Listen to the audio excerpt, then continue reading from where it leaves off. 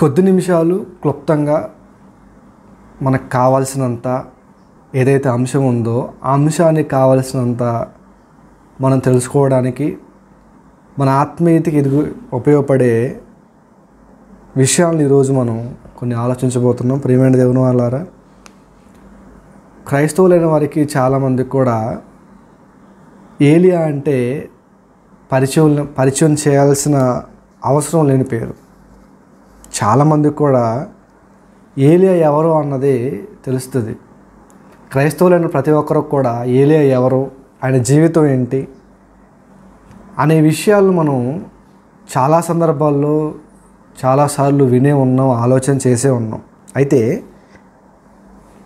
ఆ ఏలియాని జీవితం మొత్తం కాదులే కానీ ఏలియా గారి జీవితంలో ఇతర మతాల పట్ల ఆయన ప్రవర్తించిన విధానం అనేది తీసుకొని ఈరోజు మన క్రైస్తవ జీవితానికి అది ఎంతవరకు ఉపయోగపడుతుంది, లేదా భక్తుడైన ఏలియాని ఇతర మతాల పట్ల ఆయన వ్యవహరించిన తీరుని మనం అనుసరించవచ్చా లేదా అనేది ఈరోజు మనం ఆలోచన చేయబోతున్నాం. కాబట్టి జాగ్రత్తగా ఆలోచన చేద్దాం, జాగ్రత్తగా ఆలోచించండి. ప్రియమైన దేవుని వాళ్ళారా, పరమతాలు అనగానే భారతదేశంలో చాలా రకాల మతాలు ఉన్నాయి. అందులో గుర్తింపు కలిగినవి కొన్ని, గుర్తింపు లేనివి కొన్ని, చాలా రకాల మతాలు. ఈ భారతదేశంలో ఒక పేరు ఉంది, ఏంటంటే భిన్నత్వంలో ఏకత్వం. అన్ని మతాలు ఒకటే అన్న భావన కొంతమందికి ఉంటుంది, ఎవరి మతం వారిది అన్న భావన కొంతమందికి ఉంటుంది. మతాల పట్ల రకరకాల విభిన్న ఆలోచనలు భారతీయులుగా మనలో ఉన్నాయి. ఇకపోతే భారతదేశంలో చాలామంది కూడా మతాల పట్ల ఒక రకమైన అనురాగం, ప్రేమ, అంతకంటే కొంతమందికి ఆ ప్రేమ పీక్స్లోకి వెళ్ళిపోయి మతం కోసం పిచ్చిగా పాకులాడే వాళ్ళు కూడా ఉన్నారు. అయితే ఇన్ని మతాల గురించి బైబిల్లో ఏం చెబుతుంది? బైబిల్ చాలా రకాల మతాలు ఉన్నాయి, అందరూ మనుషులే. ఒక్కొక్క మనిషి ఒక్కొక్క రకంగా తన ఇష్ట దైవాన్ని పూజిస్తూ ఉంటాడు. తనకిష్టం వచ్చిన దేవుణ్ణి అంగీకరించి, తనకిష్టం వచ్చిన వారిని దేవుడిగా అంగీకరించి పూజించడం అనేది మనం చూస్తూ ఉంటాం మన భారతదేశంలో. అయితే క్రైస్తవులుగా మనం అందరం కూడా తండ్రి అయిన దేవుణ్ణి, అనగా మనందరిని కలగజేసిన దేవుడు, సృష్టికర్త అయిన దేవుడు, మనం ఊపిరితో బతుకున్నాం, మన ఉనికి భూమి మీద కలిగి ఉందంటే కారణం మనల్ని కలగజేసిన తండ్రి, ఆయనే మనకు దేవుడు, ఆయనే మనకు తండ్రి అని మనం భావిస్తూ ఉంటాం. అయితే బైబిల్ ప్రకారంగా మనం ఎవరు నమ్ముతామంటే యెహోవా దేవుణ్ణి తండ్రి, దేవుడు, ఆయనే మనకు అన్ని సమస్తం కలగజేసినవాడు, మనం కలగజేసినవాడు అని మనం నమ్ముతూ ఉంటాం. అయితే ప్రియమైన దేవుని వాళ్ళారా, మనం ఎలాగైతే మన దేవుని నమ్ముతామో మనకంటే ఒక ఆధారం ఉంది బైబిల్ అనేది. అలానే ఇతర మతాలకు కూడా వారు నమ్మడానికి కానీ, వారు పూజించడానికి కానీ, వారు కొలవడానికి కానీ వారికంటూ కొన్ని ప్రామాణిక గ్రంథాలు ఉన్నాయి, వారికంటూ కొన్ని ఆధారాలు ఉన్నాయి. వారికి దొరికిన ఆధారాల ప్రకారం, వారికి ఉన్న ప్రామాణిక గ్రంథాల ప్రకారం వాళ్ళు ఏం చేస్తారంటే, ఇగో మేము నమ్ముతున్న దేవుడు, వాళ్ళకు అందిన ఇన్ఫర్మేషన్ ప్రకారం వాళ్ళు పలానా దేవుళ్ళు, పలానా దేవతలని పూజిస్తూ ఉంటారు. అయితే ఈ బైబిల్లో ఉన్న భక్తుడు ఏలియా ఎవరైతే ఉన్నారో, ఈయన జీవితంలో జరిగిన కొన్ని సంఘటనలు ఏవైతే ఉన్నాయో ఆ సంఘటనల ఆధారంగా చాలామంది క్రైస్తవులైన వారు ఏం చేస్తారంటే ఇతర మతాల జోలికి కావాలని వెళ్ళే వాళ్ళు చాలామంది ఉంటారు. కారణం ఏంటంటే దానికి కూడా బైబిల్లో కొన్ని బేసెస్ ఉన్నాయి. కొంతమంది భక్తులు వెళ్ళారు, భక్తులే కాబట్టి వాళ్ళు ప్రవర్తించినట్టు మనం ప్రవర్తించవచ్చు అని అనుకొని కొంతమంది ఇతర మతాల జోలికి వెళ్ళడం, వాళ్ళతో మాట్లాడితే ఓకే, మాట్లాడడం దాటి పోట్లాడడం కూడా జరుగుతున్న సందర్భాలు మనం ఈరోజు క్రైస్తవ ప్రపంచంలో చూస్తూ ఉన్నాం. అయితే ప్రియమైన దేవుని వాళ్ళారా, ఇతర మతాల జోలికి వెళ్ళొచ్చా వెళ్ళకూడదా అని బైబిల్ని మనం అడుగుదాం. మనుషులు అడిగామనుకోండి, ఎలా ఉంటుందంటే తనకు నచ్చినట్టు ఒక మనిషిని అడిగితే తనకు నచ్చినట్టు తాను చెప్తాడు, ఇంకో మనిషిని అడిగితే తనకు నచ్చినట్టు తాను చెప్తాడు. ఎవరికి నచ్చినట్టు వాళ్ళు చెప్తారు తప్ప బైబిల్లో ఏమున్నదని ఎప్పుడైతే మనం ఆలోచించామో, దేవుడు ఏమని రాయించాడో అని ఆలోచించామో, అప్పుడైతే మనకు ఆ విషయం పట్ల పూర్తి అవగాహన వస్తుంది, రైట్ డెసిషన్ అనేది తీసుకోగలుగుతాం. అయితే మనం డైరెక్ట్గా పాటలోకి వెళ్దాము. ఏలియా గారి గురించి మనం మాట్లాడే ముందు ఏలియా గారు రాబోతున్న టైంకి ఏలియా గారి గురించి ఇన్ఫర్మేషన్ ఆయన పుట్టినప్పటి నుంచి ఎలా ఉన్నది మనకు డైరెక్ట్గా బైబిల్లో కనపడదు. అయితే కొంత సమయం డైరెక్ట్గా ఏలియా ఇంట్రడక్షన్ అనేది బైబిల్లో మనకు కనిపిస్తూ ఉంటుంది. అయితే ఏలియా వచ్చే సమయానికి ఆనాటి పరిస్థితులు ఎలా ఉన్నాయి ఏంటి అని కాసేపు మనం ఆలోచన చేసామనుకోండి. ఏలియా గారు వచ్చే సమయానికి అప్పటికే మనకు బైబిల్లో 2 రాజ్యాలు కనిపిస్తూ ఉంటాయి మేజర్గా. ఆ రాజ్యాలు ఏంటంటే ఇశ్రాయేలు రాజ్యం ఒకటే, యోధా రాజ్యం ఒకటే. ఈ 2 రాజ్యాలు ఎవరంటే యెహోవాని నమ్ముతున్న రాజ్యాలు, అనగా మనం నమ్ముతున్న దేవుని నమ్ముతున్న రాజ్యాలు. యెహోవా దేవుని నమ్ముతున్న రాజ్యాలు ఏమంటే ఒకటి ఇశ్రాయేల్ రాజ్యం, మరొకటి యోధా రాజ్యం. ఇప్పుడు యూదులు అనే వాళ్ళని ఆసా అనే ఒక రాజు పరిపాలిస్తూ ఉంటాడు. మనకు ఆ ఇన్ఫర్మేషన్ అంతా మొదటి రాజుల గ్రంథము 16వ అధ్యాయంలో మనకి ఇదంతా కూడా ఇన్ఫర్మేషన్ అంతా కూడా దేవుడు మనకి పొందుపరిచి ఉంచాడు. మొదటి రాజుల గ్రంథము 16వ అధ్యాయంలో 21 నుంచి ఆ సందర్భం అక్కడ జరుగుతున్న విషయాలు నేను చెప్తున్నాను.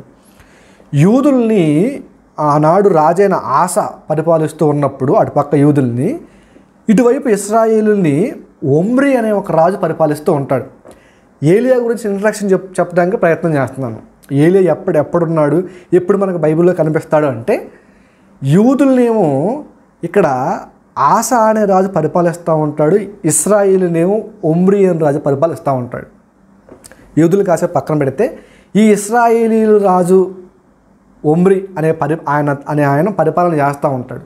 అయితే ఈయన పరిపాలన ఎలా ఉంటుందంటే, ఎవరిని పరిపాలిస్తారంటే ఇశ్రాయేలైన దేవుని పిల్లల్ని ఒమ్రీ అనే రాజు పరిపాలన చేస్తూ ఉంటాడు. అయితే ఈయన పరిపాలన ఎలా ఉంటుందంటే బైబిల్లో చాలా దుర్మార్గంగా, ఇంతకుముందు తన పితరులు ఎవరో నడవనంత రీతిగా చెడుతనంలో యెహోవా దృష్టికి చెడుతనంలో నడుస్తూ ఉంటాడు. ఎవరో ఒమ్రీ అనే రాజు, ఇశ్రాయేల్ని పరిపాలించే రాజు. ఆయన కొన్నాళ్ళకి చనిపోతాడు, కొన్నాళ్ళకి పదవి దిగిపోతాడు. చనిపోయిన తర్వాత అతను కొడుకు పరిపాలించడం మొదలు పెడతాడు. ఒమ్రీ గురించి రాయబడిన మాట ఏంటంటే 16వ అధ్యాయం 25వ వచనం. మొదటి రాజుల గ్రంథము 16వ అధ్యాయము 25వ వచనం.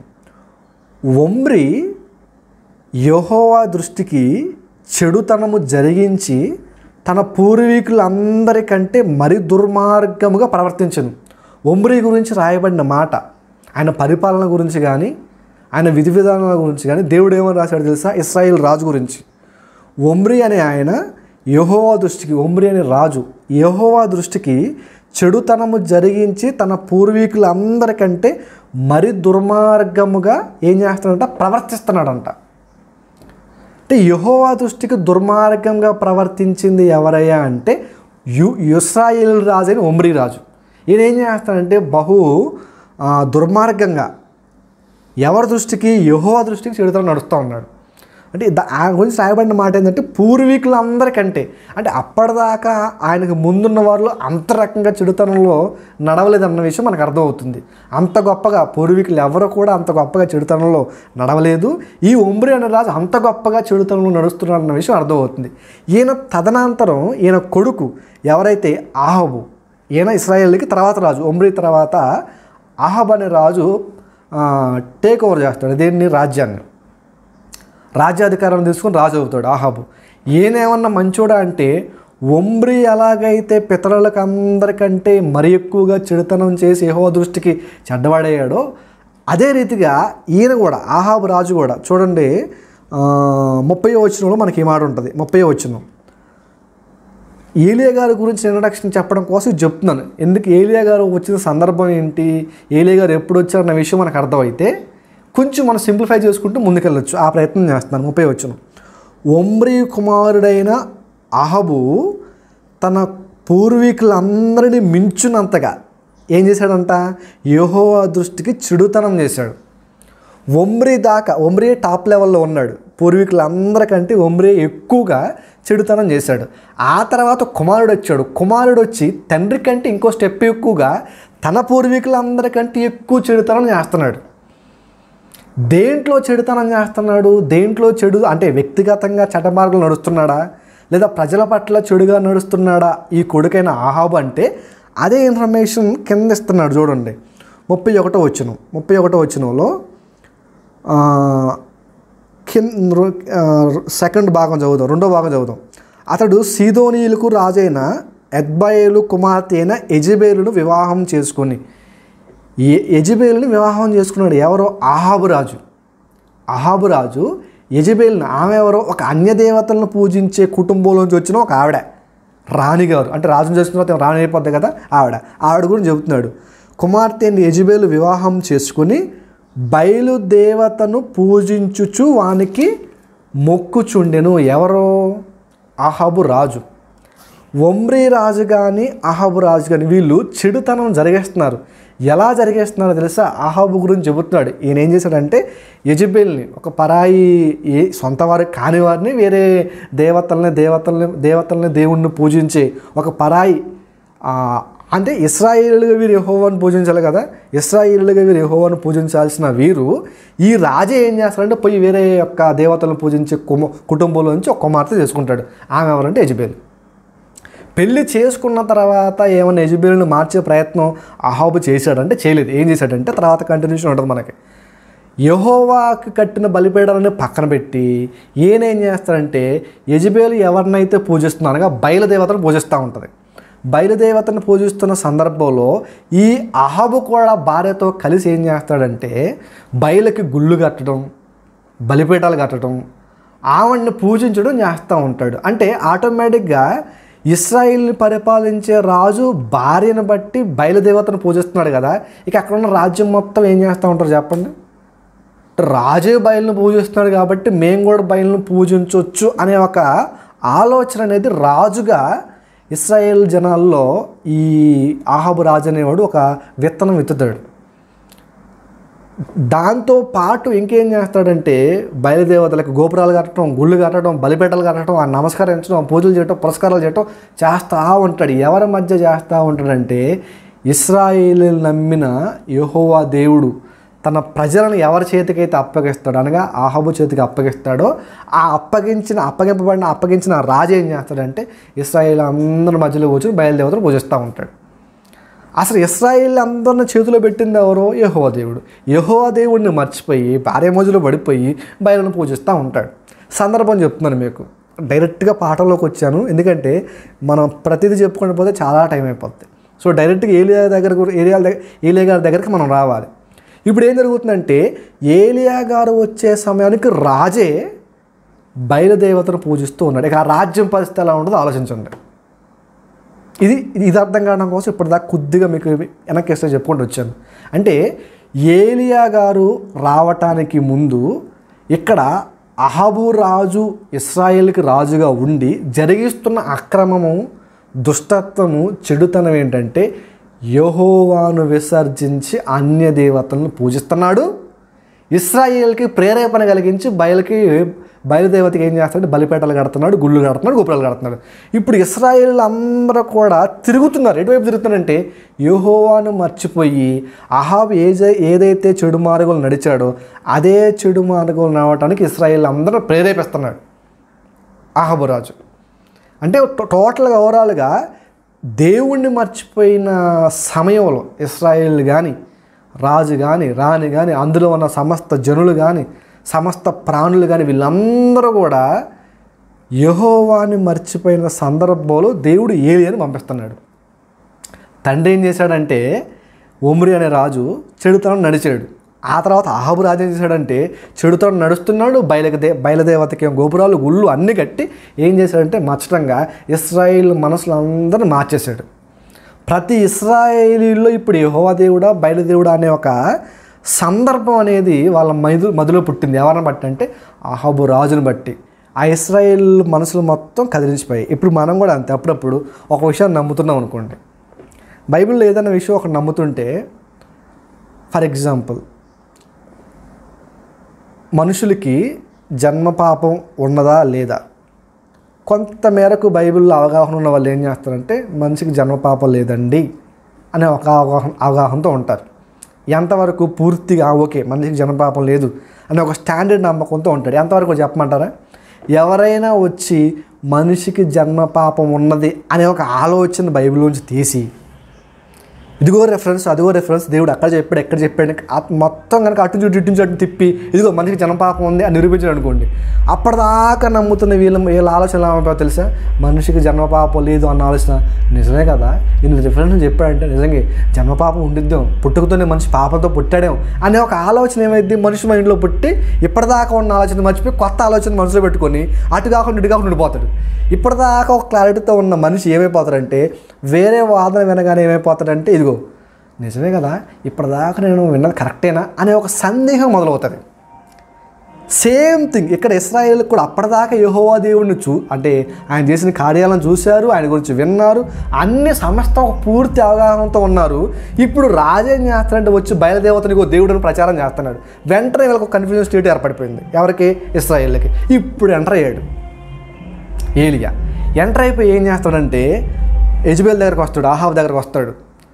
బయలుదేవతల్ని పూజించే ఆ బయలుదేవతల్ని ఆరాధించడానికి కొంతమంది ప్రవక్తలు ఉంటారు. వాళ్ళు ఎంతమంది అంటే 450 మంది ఉంటారు. దీంతోపాటు ఆషేరు దేవత కూడా ఉంటుంది. ఆవిడ్ని పూజించే ప్రవక్తలు ఎంతమంది? సుమారు 400 మంది ఉంటారు. అంటే ఈ ఇద్దరు దేవుళ్ళని వెనకేసుకొస్తుంది ఎవరంటే ఇశ్రాయేలుకి రాజైన ఆహాబు, యెజబెలు. ఇప్పుడు వీళ్ళిద్దరిని బట్టి ఆ 450 మంది బయలుదేవత ప్రవక్తలు, 400 మంది ఆషేరుదేవి ప్రవక్తలు. ఆ విషయం కూడా మనకి 18వ అధ్యాయం 19వ వచనం ఉంటుంది. చూడండి ఒకసారి. మొదటి రాజుల గ్రంథము 18వ అధ్యాయము 19వ వచనం. అయితే ఇప్పుడు నీవు ఇశ్రాయేలు వారందరినీ యెజబెలు పోషించుచున్న బయలుదేవత ప్రవక్తలు 450 మందిని, ఆషేరాదేవి ప్రవక్తలైన 400 మందిని నా యొద్ద కర్మెలు పర్వతంలోకి పిలువనప్పమని చెప్పాను. నువ్వు నమ్ముతున్నావు కదా నాయన ఆహాబు, యెజబెలు అమ్మ, నువ్వు నమ్ముతున్నావు కదా, నువ్వు నమ్ముతున్న ఆ 450 మంది ఈ 400 మంది ప్రవక్తలను పట్టుకొని రా. ఎక్కడికి? కర్మెలు పర్వతానికి రా. ఎందుకు నాయన? ఎందుకు ఏలియా అంటే ఏలియా అంటాడు, ఇప్పటిదాకా ఇశ్రాయేలుని పరిపాలిస్తుంది, ఇశ్రాయేలుని కాపాడుతుంది, రక్షిస్తుంది యెహోవా దేవుడు. మీరేంటి మధ్యలో ఉండి ఇశ్రాయేలుని పరిపాలించే రాజుగా ఉండి దేవుడు ఇస్తే కానీ నీకు అధికారం రాదు, ఆ దేవుడు ఇచ్చిన అధికారం పొందుకుని నువ్వేం చేస్తున్నావు? అనవసరంగా ఇశ్రాయేలు అందరినీ కూడా తప్పుడు మార్గంలోకి నడిపిస్తున్నావు. చూసుకున్నావురా, నువ్వు నమ్ముతున్న దేవుడు నిజమా, నేను నమ్మే దేవుడు నిజమా? 450 మంది ప్రవక్తలు ప్లస్ 400 మంది 850 మంది ప్రవక్తలను పట్టుకుని రా. ఒక్కనే వస్తా. ఎటువైపు నుంచి? యెహోవా పక్షం నుండి. యెహోవా పక్షాన ఒక్కనే వస్తా. 450 మంది 850 మంది ప్రవక్తలను పట్టుకుని నువ్వు రా. ఇశ్రాయేలు ప్రజలంతా చూడాలి. ఇశ్రాయేలు ప్రజలంతా ఇప్పుడు దాకా ఇశ్రాయేలు అందరిని గుడ్డిగా అసలు బాగా బలంగా నమ్ముతున్న నమ్మకం నుంచే నాయన నువ్వు వచ్చి మొత్తం కథల బెతలం చేసి మొత్తానికి దేవుడు ఆయన, దేవుడు బయలా, దేవుడు ఆషేరుదేవే, దేవుడు యెహోవా అన్న ఒక ఆలోచన ఇశ్రాయేల్ మైండ్లో నువ్వు పెట్టావు. చూసుకుందాం ఇప్పుడు ఎంతకాలం రెండు మనుషుల మధ్య ఇశ్రాయేల్ నలిగిపోతారు. రా చూసుకుందాం. ఇక్కడ నువ్వా, బయలా, ఆషేరా, యెహోవా అన్న? బయలుదేవత, ఆషేరా దేవత, లేకపోతే యెహోవా దేవుడా? ఎవరన్నదే క్లియర్ కట్గా ఈరోజు ఇశ్రాయేల్ అందరికీ తేలిపోద్ది. రాని సవాలు విసురుతాడు. ఇశ్రాయేల్ అందరికీ ఒక క్లారిటీ రావాలి. ఇప్పుడు ఎవరు దేవుడు? ఆల్రెడీ వీళ్ళకి దేవుడు ఎవరో తెలుసు, కానీ కన్ఫ్యూజన్లో పడిపోయారు. ఇప్పుడు ఈయన పరమతాలను ఎవరైతే ఆహాబు రాజు, యెజబెలు ఉన్నారో పరమతాలను పూజిస్తూ వెనకేసుకొస్తున్నారో అప్పుడు చూసి ఏలి ఆగిపోలేదు. నోట్ దిస్ పాయింట్, బాగా నోట్ చేయండి. చూసి ఆగిపోకుండా ఏలి ఏం చేశాడంటే సవాల్ చేస్తున్నాడు. రా చూసుకుందారా. ఏంటి ఆ సవాల్ అంటే ఒకటే, 2 ఎడ్లు, మీకు ఒక ఎద్దు, నాకు ఒక ఎద్దు, తునకలు చేద్దాం, మొక్కలు చేద్దాం, ప్రార్థన చేద్దాం, పైనుంచి అగ్ని రావాలి, అగ్ని వచ్చి ఈ ఎద్దుని కాల్చివేయాలి. నువ్వు ప్రార్థన చేయ ఫస్ట్, తర్వాత నేను ప్రార్థన చేస్తా. ఎవరి ప్రార్థన విని నీ దేవుడు ఒకవేళ ఉంటే అగ్ని కురిపించమను, నా దేవుడు ఉంటే అగ్ని కురిపిస్తాడు. ఎప్పుడైతే అగ్ని కురిపిస్తుందో ఎవరు ప్రార్థన బట్టి, ఆ ప్రార్థన బట్టి అగ్ని కురిపించాడంటే ఆ దేవుడు ఉన్నట్టే. క్లియర్ కట్గా తెలిసిపోద్దని సవాలు విసురుతాడు ఏలియా. ఎందుకంటే ఈ ప్రయత్నం అంతా ఎందుకంటే దేవుడు ఎవరని నిరూపించాలి. దేవుడు ఎవరో అని నిరూపించడానికి ఏలియా చూస్ చేసుకునే విధానం ఏంటంటే పరమతాల జోలికి వెళ్ళి వాళ్ళ దేవుడితో పోటీ పెట్టాడు. ఏలియా గారు పోటీ పెట్టాడు, మొత్తానికి పందెం కట్టాడు, సవాల్ చేశాడు. చేసి ప్రార్థన చేస్తుంటే సైలెంట్గా కూర్చోలా. ఎవరో ఏలియా ఏం చేస్తున్నాడు తెలుసా? వాళ్ళు మొదట నాయన మీరు సరే ఫస్ట్ మీ వంతు మీరు ప్రార్థన చేయండి, మీరు 450 మంది ఉన్నారు కదా బయలుదేవత ప్రవక్తలు, ఫస్ట్ మీరు చేసేయండి. ఫస్ట్ మీరు ఏం చేస్తారంటే ప్రార్థన చేయండి. ఎంతమంది ఉన్నారు కదా, వెంటనే కూలిద్దేమో పైనుంచి అగ్ని కథకాలు గురుస్తాయో, అగ్ని గురిసిద్దేమో. ఒకవేళ కనుక అగ్ని గురిసింది అనుకోండి, ఇక మీ దేవుడు ఉన్నట్టే, నేను సైలెంట్ అయిపోతా అని ఒప్పందం కుదుర్చుకున్నాడు ఏమో తెలియదు, కానీ మొత్తానికి వాళ్ళకి ఇచ్చాడు. మొత్తానికి వాళ్ళకి ఇచ్చేసి ఏం చేస్తాడంటే ప్రార్థన చేయండి అంటాడు. సరే అని వాళ్ళు ప్రార్థన మొదలు పెడతారు. ఎంతమంది గుర్తుపెట్టుకోండి, 450 మంది ప్రవక్తలు, బయలుదేవతను పూజించే ప్రవక్తలు. యెహోవాను కొనియాడు పూజించే ఒకే ఒక్క ప్రవక్త ఏలియా ఉన్నాడు అక్కడ. ఏలియా ఒక్కడున్నాడు, 450 మంది ఉన్నారు. 450 మందే కాదు, ఆషేర్ దేవతలు ప్రవక్తలు 400, ఆ తర్వాత రాజు ఒక పక్క యెజబెలు, వీళ్ళంతా ఒకవైపు, ఏలియా ఒక్కడే ఒకవైపు ఉన్నాడు. జరుగుతున్న సందర్భం జాగ్రత్తగా వినండి, ఓకేనా? జాగ్రత్తగా వినండి. ఇప్పుడు ఏలియా ఏం చేస్తాడంటే ప్రార్థన చేయమని అవకాశం యెజబెలు ప్రవక్తలకు ఇస్తాడు, క్షమించండి బయలుదేవత ప్రవక్తలకు ఇస్తాడు. అంటే యెజబెలు పోషించే ప్రవక్తలకి, అనగా బయలుదేవతను పూజించే ప్రవక్తలకి. ఇప్పుడు ఈ 450 మంది ఏం చేస్తారంటే ప్రార్థన చేయటం మొదలు పెడతారు. దేనికోసం? ఇప్పుడు మొక్కలు చేయబడ్డ ఈ జంతువు తగలబడిపోవాలి, ప్రార్థన చేయటం మొదలు పెడతారు. ప్రార్థన చేస్తూ ఉన్న సందర్భంలో ఏం జరిగిద్దంటే 26వ వచనం నుంచి చదువుతాం మనం. 26వ వచనం చదువుతాం. ఇప్పుడు చదువుతున్న సందర్భం జాగ్రత్తగా వినండి. 26వ వచనం, వారు తమకివ్వబడిన ఎద్దును తీసుకొని సిద్ధము చేసి, ఎవరో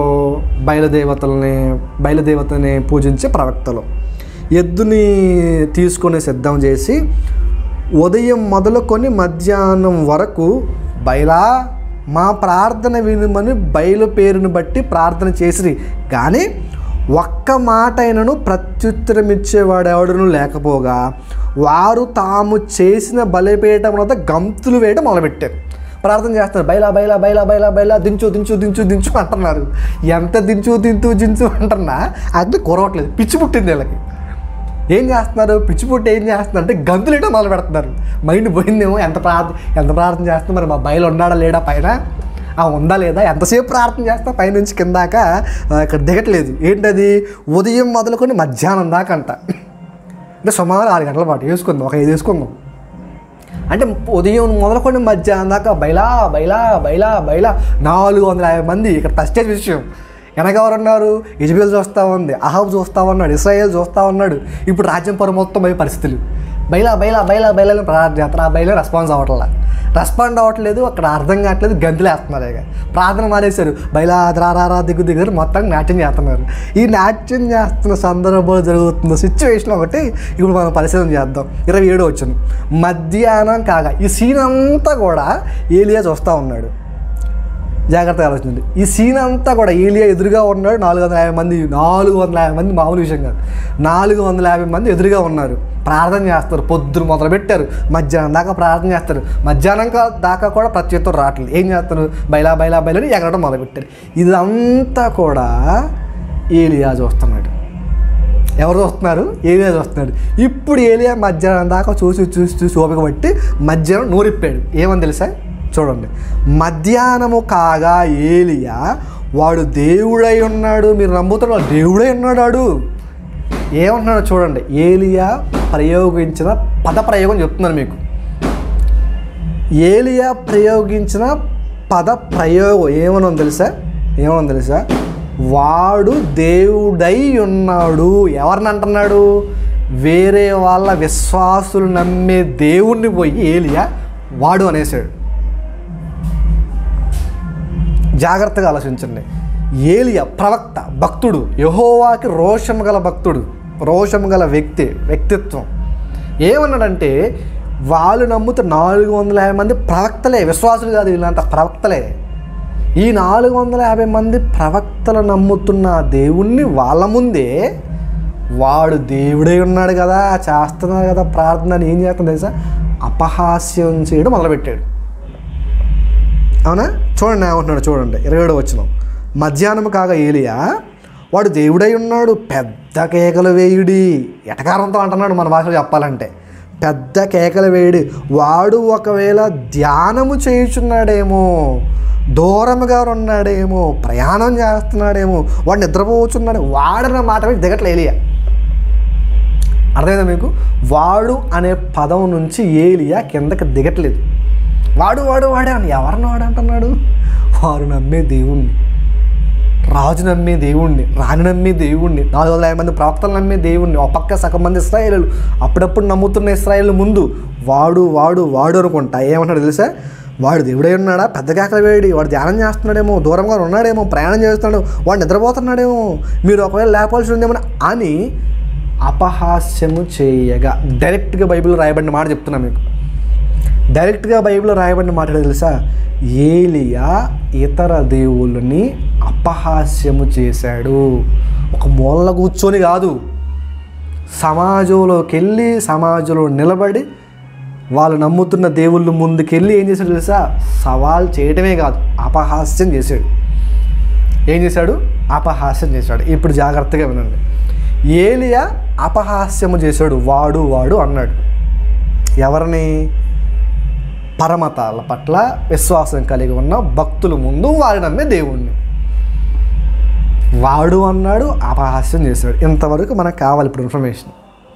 ఫాస్ట్గా తీసుకొని వచ్చాను. అందుకని అంటే ఇక్కడ ఏలియా ఏం చేశాడు? ఇప్పుడు పరమతాలను దూషించినట్టు మనకు కనిపిస్తుంది, అపహాస్యం చేశాడు కనిపిస్తుంది.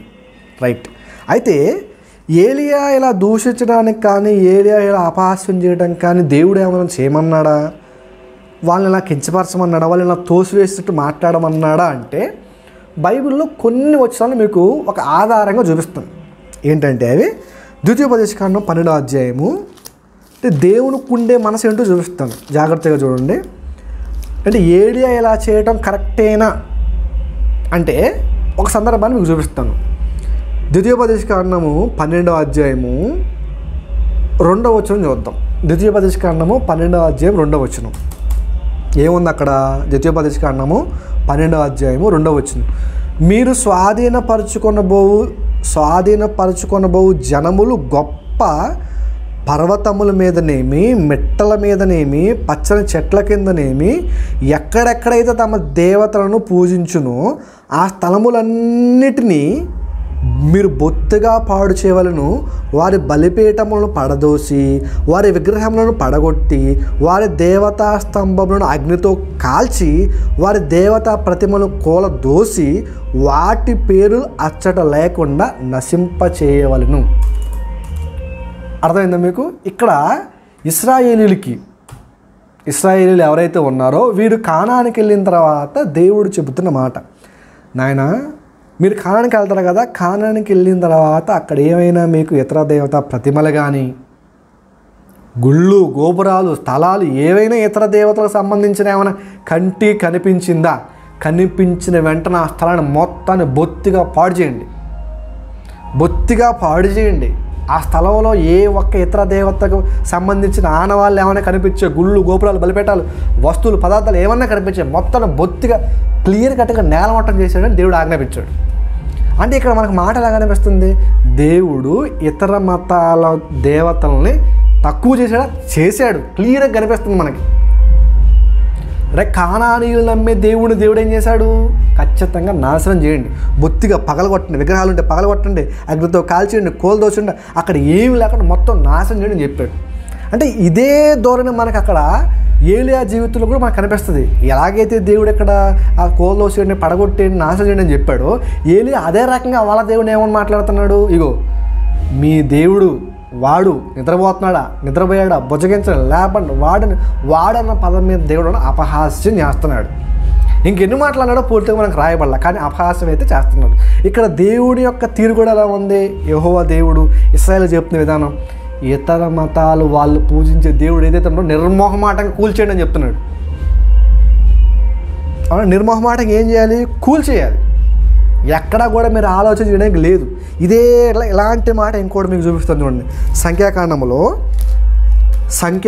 33వ అధ్యాయంలో 51వ వచనం చూడండి. సంఖ్యాకాండము 33వ అధ్యాయము 51వ వచనం. సంఖ్యాకాండం 33వ అధ్యాయం 51. ఈ విషయాలన్నీ గుర్తుపెట్టుకోండి. ఒక విషయం చెప్తాను మీకు. సంఖ్యాకాండం 33వ అధ్యాయం 51వ వచనం. నీవు ఇశ్రాయేలుతో ఎట్లనము, మీరు యోర్దానును దాటి కానాను దేశమును చేరిన తర్వాత ఆ దేశ నివాసులందరినీ మీ ఎదుటి నుండి వెళ్ళగొట్టి వారి సమస్త ప్రతిమలను నాశనం చేసి వారి పోత విగ్రహములన్నింటిని నశింపజేసి వారి ఉన్నత స్థలములన్నింటిని పాడు చేసి ఆ దేశమును స్వాధీనపరచుకోవాలని దానిలో చెబుతున్నాడు. ఇక ఏం చెబుతున్నాడు? ఆ దేశాన్ని మొత్తం నాశనం చేయమంటున్నాడు. ఆ దేశాన్ని మొత్తం నాశనం చేయమని ఇంకో మాట చెప్తున్నాడు చూడండి. మీ ఎదుటి నుండి వెళ్ళగొట్టి, ఎవరిని వెళ్ళగొట్టమంటున్నాడు? ఆ దేశ నివాసులందరినీ. ఈ పాయింట్ కూడా నోట్ చేసుకోండి. ఆ దేశ నివాసులందరినీ ఏం చేయమంటున్నాడు? వెళ్ళగొట్టమంటున్నాడు. జాగ్రత్తగా వినండి.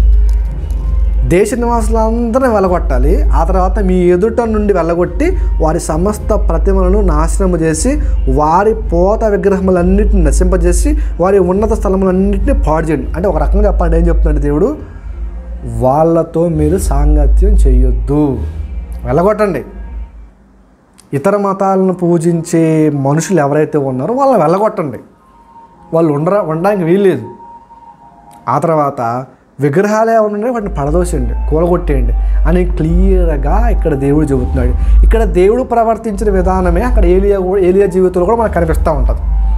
అంటే మొత్తానికి ఓవరాల్గా ఇప్పుడు మనకు కనిపిన ఈ 3 వచనాల్లో అక్కడ ఏలియా కానీ, తర్వాత ఇక్కడ దేవుడు ఇశ్రాయేలుకి చెప్తున్న మాట కానీ, తర్వాత ఇంకొక మాట కూడా చూపిస్తాను మీకు. ఏ మాట అది?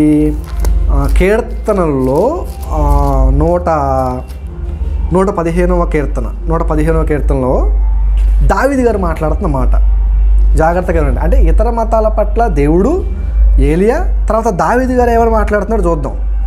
115వ కీర్తనలో మొదటి వచనం చదువుదాం. మాకు కాదు యెహోవా, మాకు కాదు, నీ కృపా సత్యములు బట్టి నీ నామముకే మహిమ కలుగును గాక. వారి దేవుడేడని అన్యజనులు ఎందుకు చెప్పుకుందరు?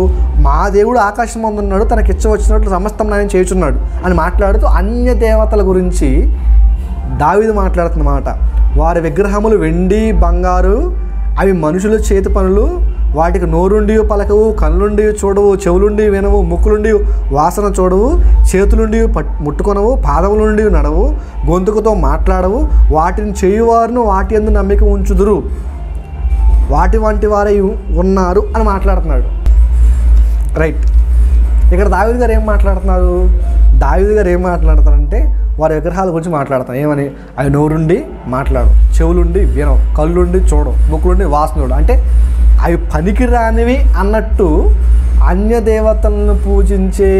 జనులు పూజించే దేవతల్ని దావీదు గారు కూడా కించపరుస్తూ మాట్లాడుతున్నారు. క్లియర్గా మనకు కనిపిస్తుంది అక్కడ.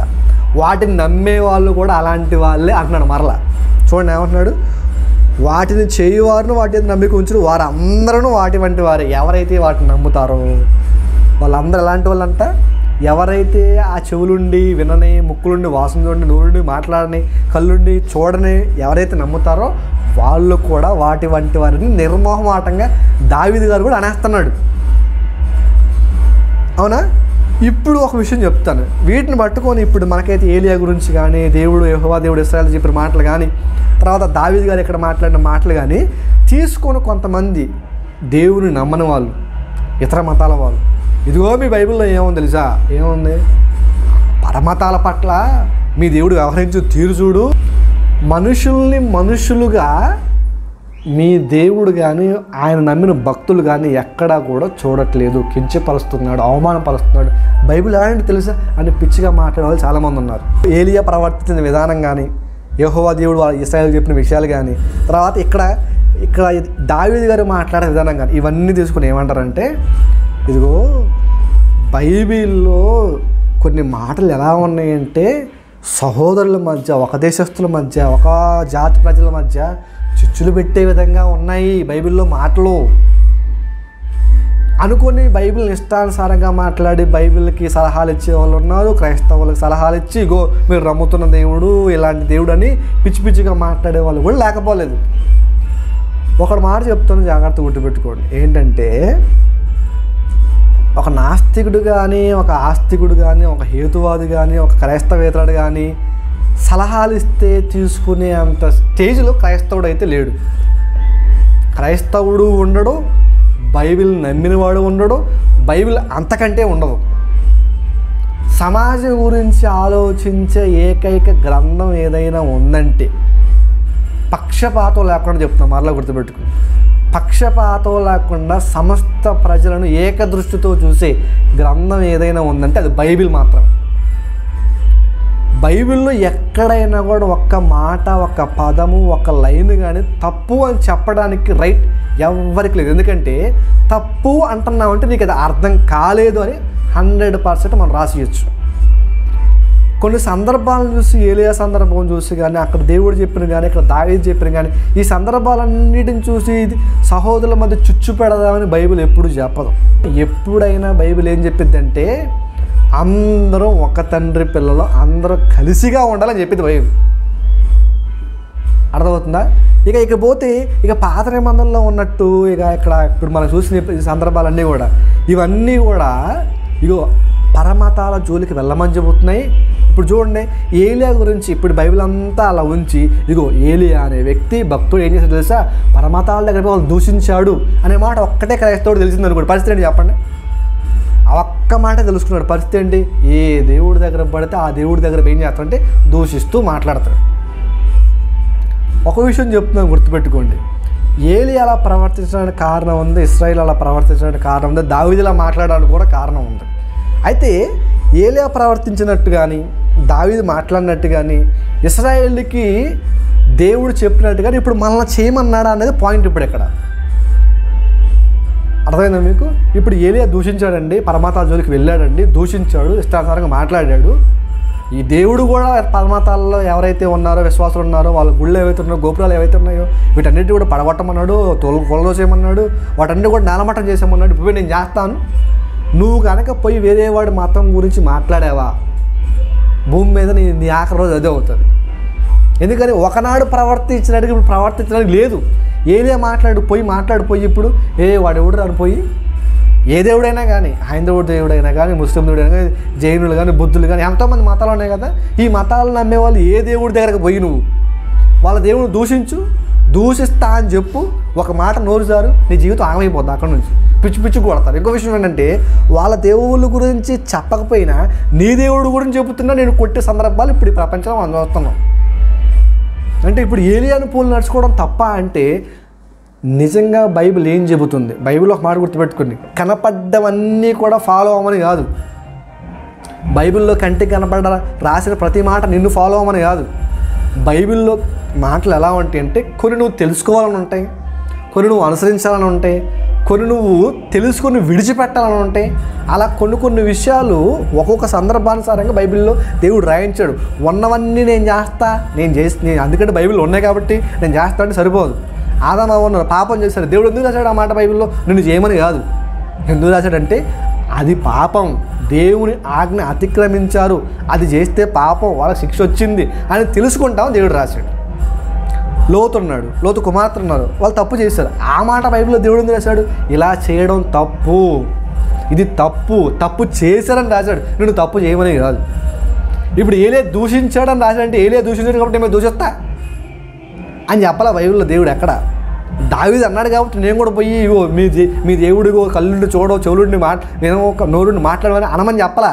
కానీ ఏం చెప్పాడంటే బైబిల్లో దేవుడు పరమతాల పట్ల వ్యవహరించాల్సిన తీరు ఏంటంటే, బైబిల్లో మనం కాస్త ముందుకెళ్ళాం అనుకోండి కొత్త నిబంధనలోకి, ఒక భక్తుడు మనకు కనిపిస్తాడు.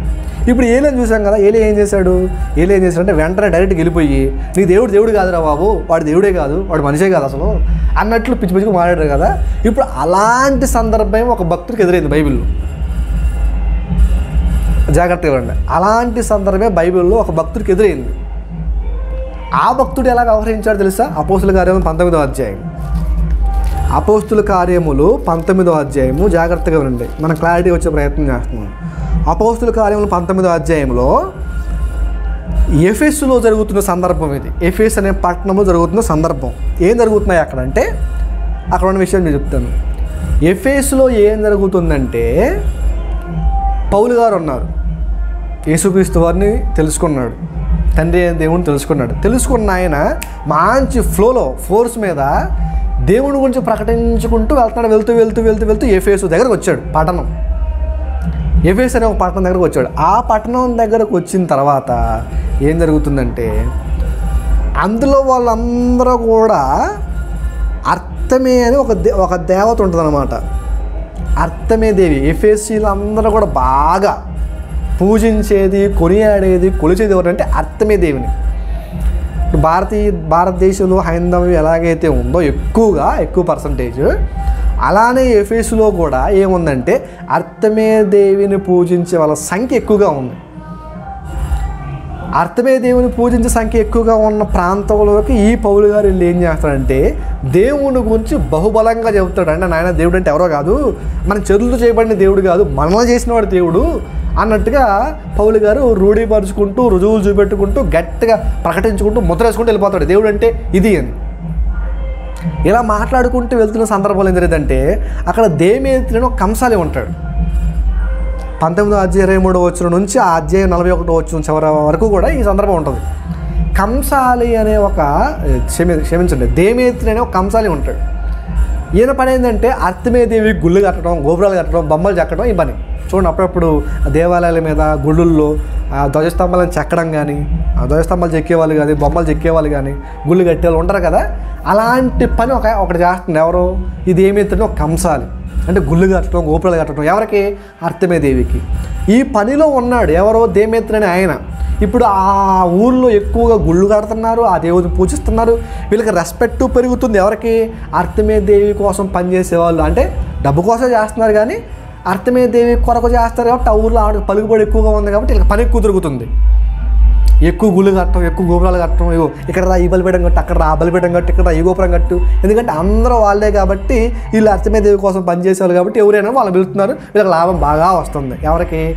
ఈ దేమేత్రుడే కంసాలి గుంపుకి, వీళ్ళ టీంకి.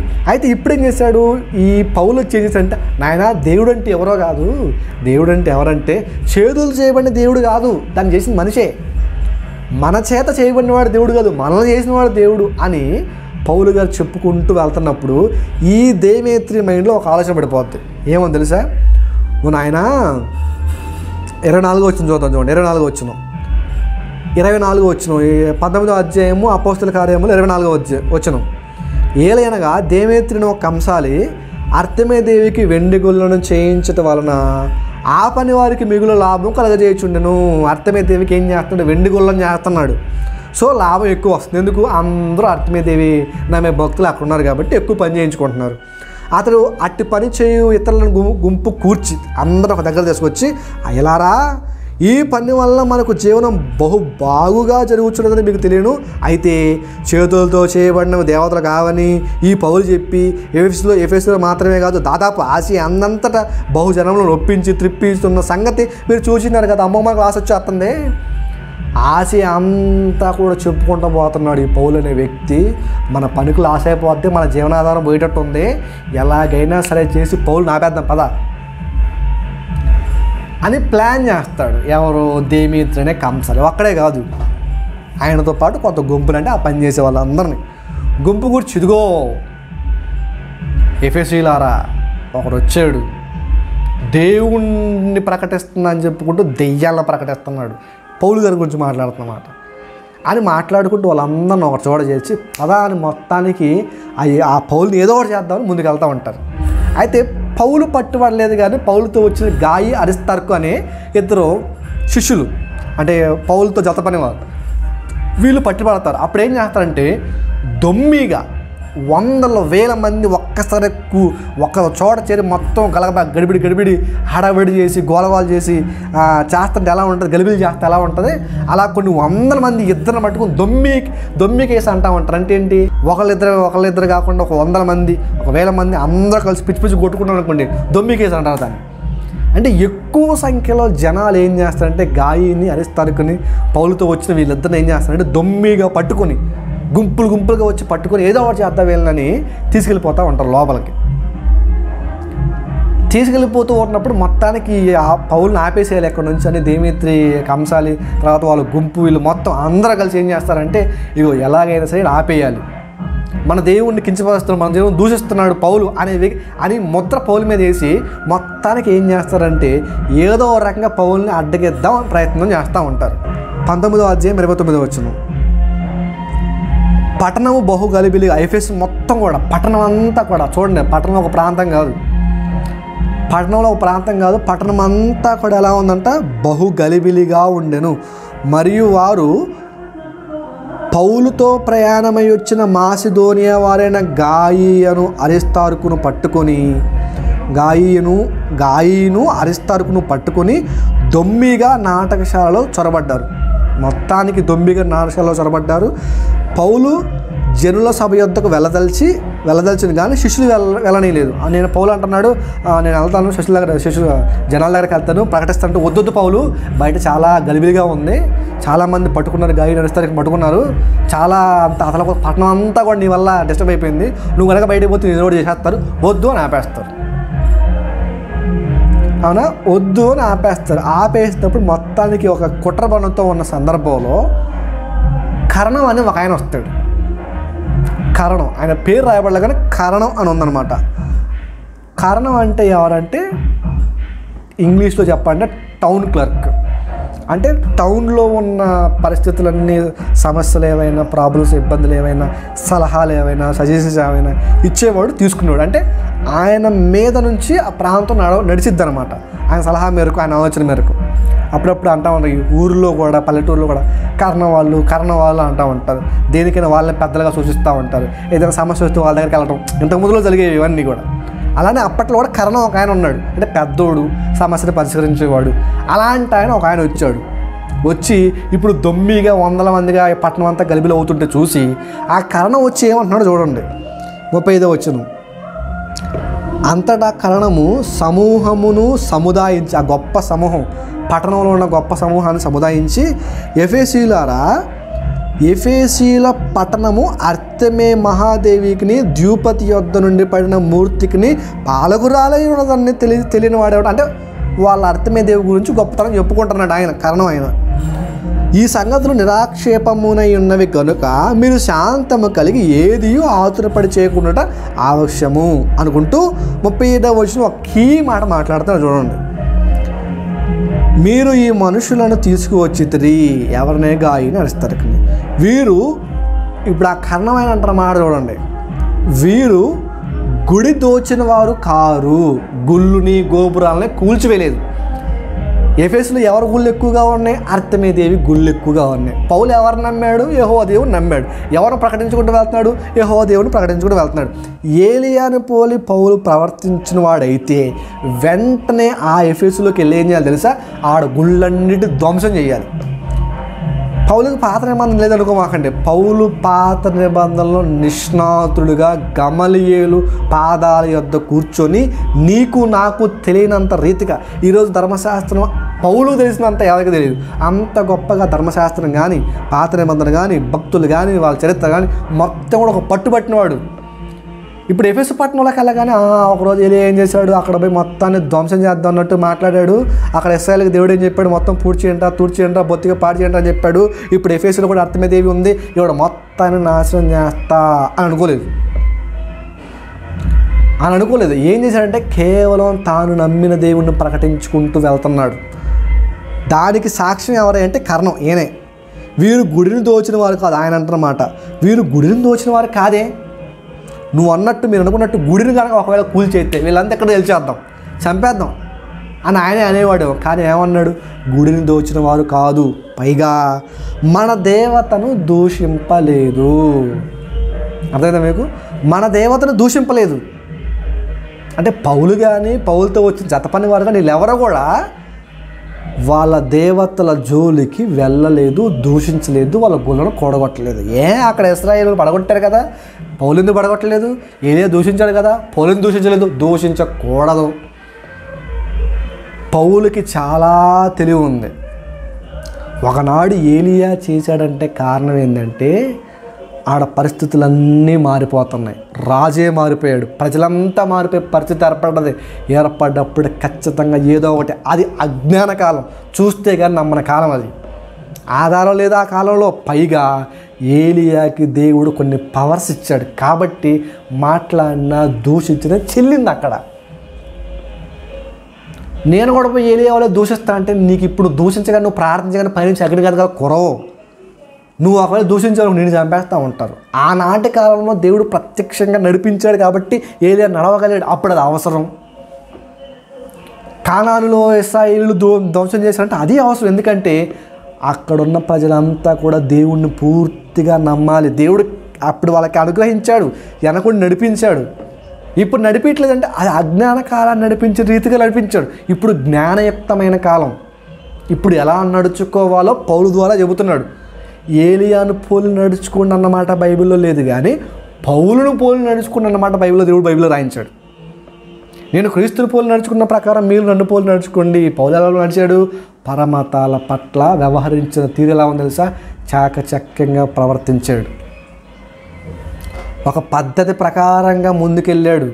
ఇప్పుడు కనుక పౌలు కనుక ఆ గుడిని ధ్వంసం చేస్తే పౌలుని బతకనిచ్చేవాళ్ళ? పౌలుకి పవర్ లేదా ఆ టైంకి? పౌలు స్వస్థత చేయట్లేదా? పౌలు మహత్కార్యాలు చేయట్లేదా? ప్రభువా ఈ గుళ్ళన్నీ కూలిపోను కాకంటే కూలిపోవా? పోతాయి. కానీ పౌలు ఆ మార్గం ఎంచుకోలేదు. ఎందుకో తెలుసా? ప్రతి ఒక్కరూ దేవుని పిల్లలే. ఇప్పుడు కనుక నేను కూల్చేయమని అనుకో, నేను చెప్పే మాట ఎవడండి అసలు? ఒక నైపుణ్యంతో, ఒక క్రమబద్ధంగా, ఒక జ్ఞానయుక్తంగా ప్రవర్తించుకోవాలి. జ్ఞానయుక్తంగా ప్రవర్తించాలి. ఇదే అపోస్తుల కార్యం 17వ అధ్యాయంలో ఏథెన్స్లో జరిగిన సందర్భం కూడా మనకు కనిపిస్తుంది. 17వ అధ్యాయము 22వ వచనం నుంచి కనిపిస్తుంది మనకి. అది ఎఫెస్ అయితే ఇది ఏథెన్స్. ఏథెన్స్లో కూడా ఒక సందర్భం మీకు చూపిస్తాను చూడండి. పౌలు జీవితంలో జరిగిన సందర్భమే. అపోస్తుల కార్యం 17వ అధ్యాయం 16వ వచనం. పౌలు ఏథెన్స్లో వారి కొరకు కనిపెట్టుకొని చుండగా ఆ పట్టణము విగ్రహములతో నిండి ఉండడు చూచినందున అతని ఆత్మ పరితాపం పట్టలేకపోయాను.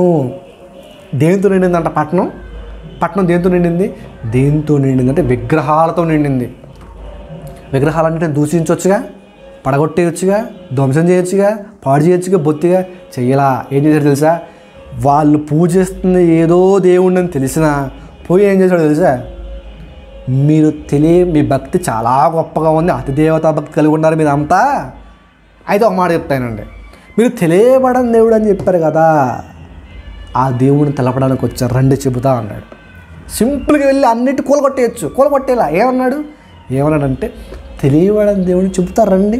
వాళ్ళు చేస్తుంది తప్పే, కానీ మార్చుతున్నాడు విషయాన్ని, నిజాన్ని చెప్పి మార్చుతున్నాడు, కళ్ళు తెరిపిస్తున్నాడు.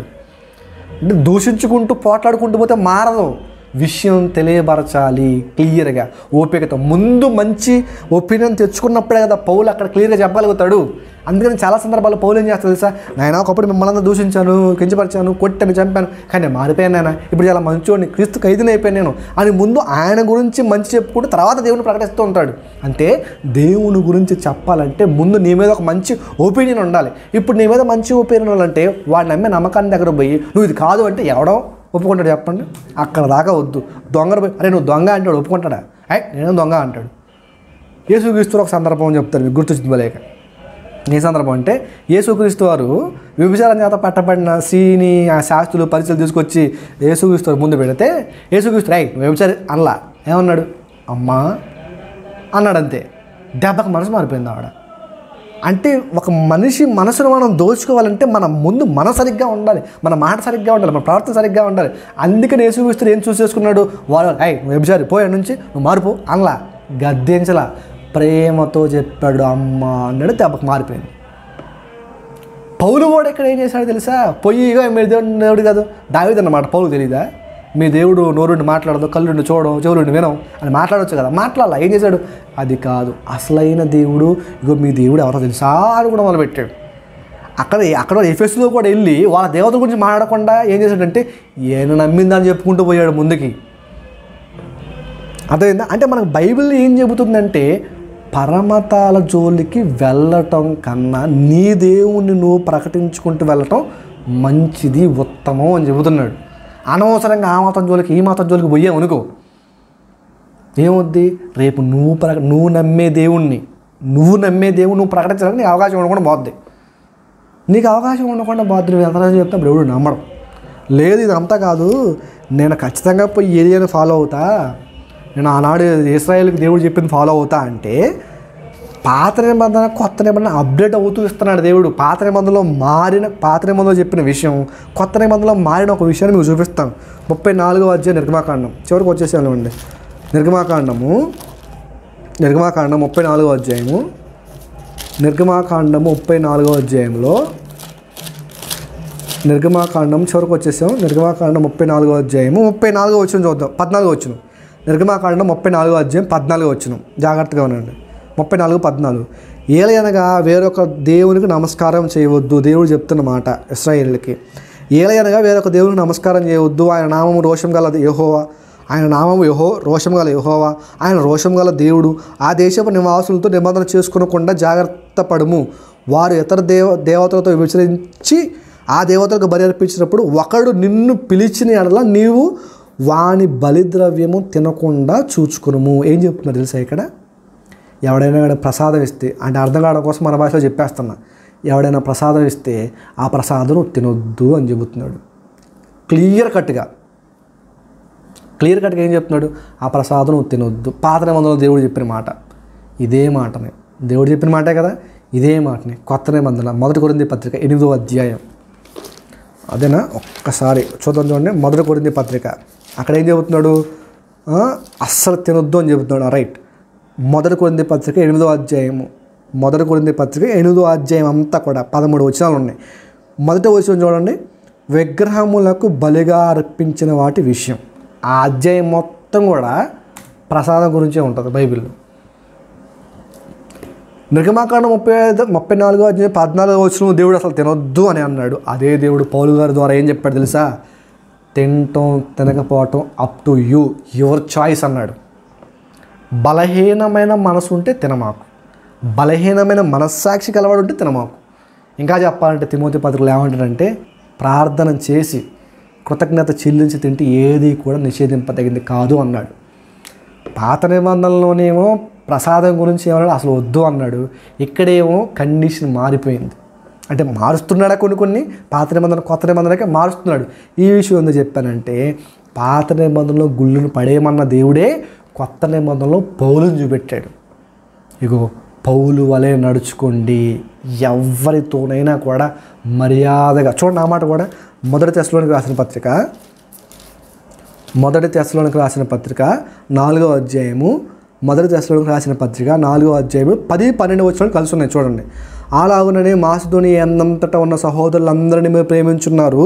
సహోదరులారా, మీరు ప్రేమ యందు మరి ఎక్కువగా అభివృద్ధి నొందుచుండవలననియు సంఘమునకు వెలుపటి వారి ఎడల మర్యాదగా నడుచుకునుడి అని చెబుతున్నాడు.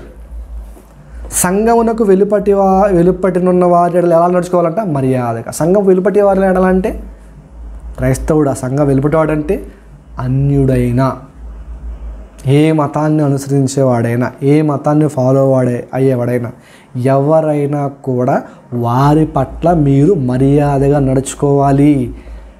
నిర్గమాకాండం 34వ అధ్యాయం 14వ వచనం ఏం చూసాం? అసలు వాళ్ళతో మీరు సంగతం చేయొద్దు. ఇందాక మనం చూసిన మాట్లాడి ఎలా ఉన్నాయి? వాళ్ళని వెళ్ళగొట్టడం చెప్పాడా? కానీ కొత్త నిబంధనకు వచ్చేసరికి ఏమన్నాడు? వారితో మర్యాదగా నడుచుకుని అన్నాడు. అంటే మారుతూ వచ్చాయి. అంటే సంఘం వెలుపటి ఉన్నవారంటే అందులో అన్యులు ఉంటారు, హైందవులు ఉంటారు, ముస్లింలు ఉంటారు, సిక్కులు ఉంటారు, ఇతర మతాల వాళ్ళందరూ ఉంటారు. వారితో కూడా మర్యాదగా నడుచుకోమన్నాడు. అంటే ప్రతి ఒక్కరి పట్ల మనం మర్యాదగా నడుచుకొని మన మర్యాద చొప్పున వాళ్ళని దేవుళ్ళలోకి రప్పించాలే కానీ మనం పోయి వాళ్ళని కించపరచు దూషిస్తూ ఉన్నావు అనుకో, నువ్వు కించపరిస్తున్న వాడు నిన్ను కించపరచడు, నువ్వు నమ్మే దేవుడిని కించపరుతాడు. అర్థమైందా మీకు? నువ్వు వాళ్ళ దేవుడు కనుక కించపరచడానికి ముందు పోయావు అనుకో, వాడు వెంటనే ఏం చేస్తాడు తెలుసా? నిన్ను కించపరచడం.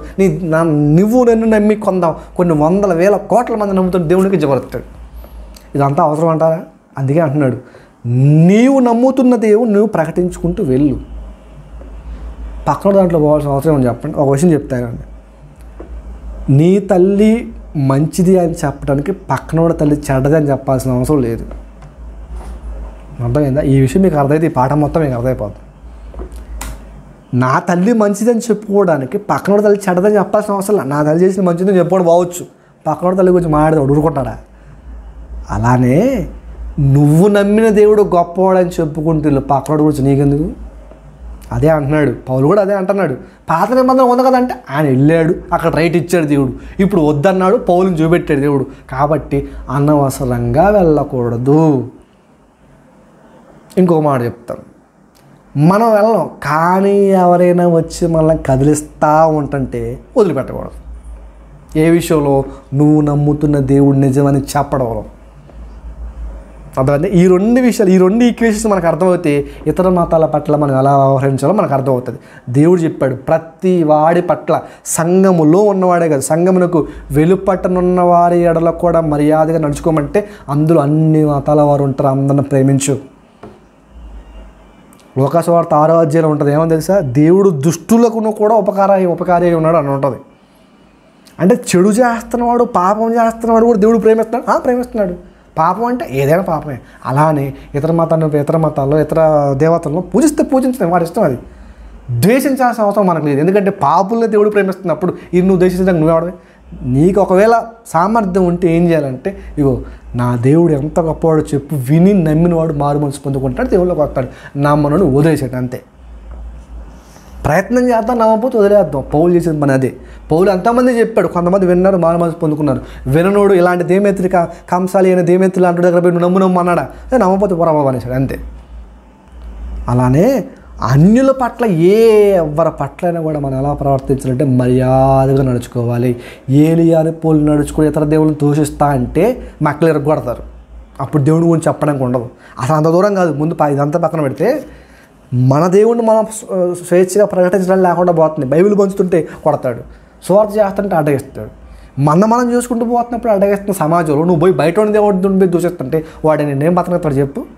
అందుకని దేవుడు అన్నాడు, జ్ఞానయుక్తంగా ప్రవర్తించడు, మర్యాదగా ప్రవర్తించండి. నీ దగ్గర తెలివి ఉంది, ఇది జ్ఞానకాలం, జ్ఞానయుక్తమైన కాలం. ఆధారాలు ఉన్నాయి, బైబిల్లో ఆధారాలు ఉన్నాయి, సమాజంలో ఆధారాలు ఉన్నాయి, చరిత్ర చూపెడుతున్నాయి. అటన్నిటిని పట్టుకుని బైబిల్ చెప్పుకుంటూ ముందుకెళ్ళు. అప్పుడు వినేవాడు వింటారు, మార్పు పొందేవాడు మార్పు పొందుకుంటారు. అనవసరంగా పరమతాలు తొలగి పోయామనుకో, ఇక్కడ బైబిల్ చెప్పలేవు, అక్కడ వాడిది వెళ్ళలేవు, తన్నులు తింటాం. కానీ మన జోలికి వాడు వచ్చి కలిసి పిచ్చి పిచ్చిగా మాట్లాడుకో, వాడు వదిలిపెట్టకుండా నిల్చోబెట్టి కడిగి పడేయమన్నాడు దేవుడు.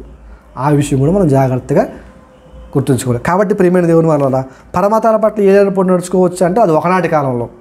ఇప్పుడు ఎవరిని పోటీ నడుచుకోవాలంటే యేసుక్రీస్తు వారిని పోలి నడుచుకోవాలి. యేసుక్రీస్తు వారిని పోలి నడుచుకున్న పౌలుని బట్టి నడుచుకుంటూ సంఘమునకు వెలుపట్టి వారి ఎడలకు కూడా మర్యాదగా నడుచుకొని మన దేవుడు ఎంత గొప్పవాడో, నిజమైన దేవుడు అన్న విషయం ఎంత బలంగా చెప్పాలి అంత బలంగా చెప్పుకుంటూ ముందుకెళ్ళాలి. అప్పుడు సువార్త అందరికీ కూడా విరివిగా అందించబడుతుంది.